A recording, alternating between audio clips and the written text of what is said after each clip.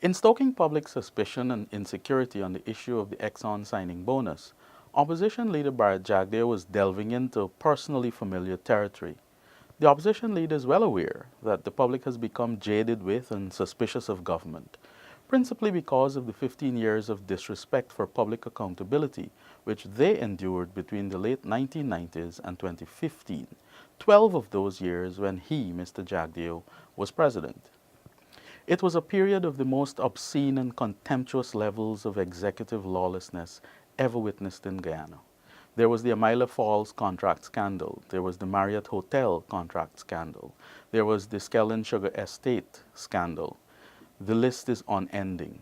Scandal after scandal, week after week. Jagdeo is acutely aware of the legacy of public distrust, which he built and which he knows is residual in society.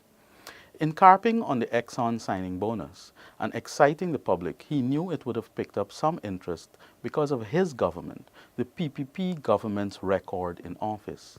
He knew that the public lost complete confidence in government during his time as president, when he perpetrated the most flagrantly disrespectful acts on the people of Guyana. He was resurrecting that jumbie which he himself created, even as this government continues to work to restore public confidence. The matter has now been put to bed, albeit somewhat belatedly. What may have caused the delayed and indeed somewhat inconsistent response is government's genuine bewilderment that Mr. Jagdeo, given his dreadful record on public accountability and his giddy surrogates, shamelessly and knowingly sought to create a scandal where absolutely none existed. Exxon paid $18 million into an account at the Bank of Guyana as a signing bonus which forms part of the renegotiated contract. Every cent that was paid into the account remains in the account. Not a single cent was removed, nor was there any attempt to remove same. No member of cabinet, not the president, not the prime minister, not a single minister of government is a signatory to the account. All the money remains in the Bank of Guyana account.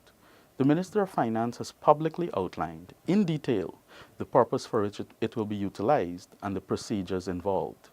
The Minister of Finance assures all of this conforms with law and the regulations. In spite of Mr. Jagdeo's irresponsible protestations and that of others, many of whom spoke with known or veiled political agendas or fueled by personal vendettas, there has been, to date, not a single iota of evidence brought to the public that the monies were either misused, tampered with, or that any attempt was made to have it diverted from its intended use. All this has been is another round of a tired and desperate political charade by the PPP and Barrett Jagdeo in an effort to use misinformation and innuendo to sully the image of the coalition government. Their efforts have fallen flat and failed. The matter is now closed. The public has been assured that the monies are secured and untouched and will only be used for the stated purpose of defending Guyana's territorial integrity. This is a far cry from what transpired under Jagdeo's presidency, and he's well aware of it and is seeking to whitewash his image and have the people of Guyana forget his abhorrent record as head of state. We shall not allow him to distract us.